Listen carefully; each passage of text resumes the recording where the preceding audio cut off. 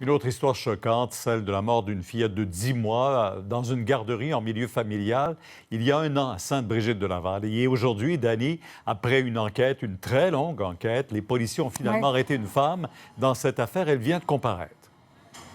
Mais effectivement, alors il s'agit de Cathy Jonf, 37 ans, de Sainte-Brigitte-de-Laval, qui a été formellement accusée cet après-midi d'homicide involontaire. On a capté des images d'elle à son arrivée au palais de justice en début d'après-midi. Elle était accompagnée d'enquêteurs. Mais finalement, en fin de journée, là, en fait, elle vient tout juste d'être remise en liberté, respectant certaines conditions, verser une somme de 5 000 également, garder la paix, demeurer à son domicile, ne pas chercher à communiquer ou à aller chez des membres de la famille de la victime et ne pas être en présence de mineurs.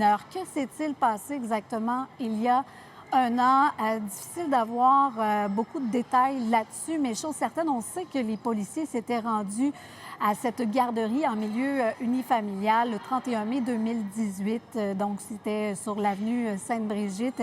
Et une fillette, à ce moment-là, une fillette de 10 mois, était inconsciente, avait été conduite à l'hôpital et finalement, on avait constaté son décès. On nous confirme que Cathy Jonf était une employée de cette garderie en milieu unifamilial. Et pourquoi cette enquête a été si longue? Effectivement, un an plus tard, il y a cette arrestation aujourd'hui. Eh bien, ce que les policiers de la Sûreté du Québec nous ont dit, c'est que de nombreuses analyses, expertises étaient nécessaires. L'autopsie, entre autres, qui ont finalement mené à l'arrestation de Cathy Jonf. Alors, ce qu'on sait là, pour l'instant, c'est, comme je vous disais, elle est remise en liberté. Elle avait l'air abattue dans le box des accusés, répondait aux questions de la juge qui lui demandait si elle allait respecter les conditions. Elle était plutôt timide. Donc, elle a quitté maintenant le palais de justice de Québec et puis elle devra revenir devant le tribunal le 12 août prochain. 12 août. Merci.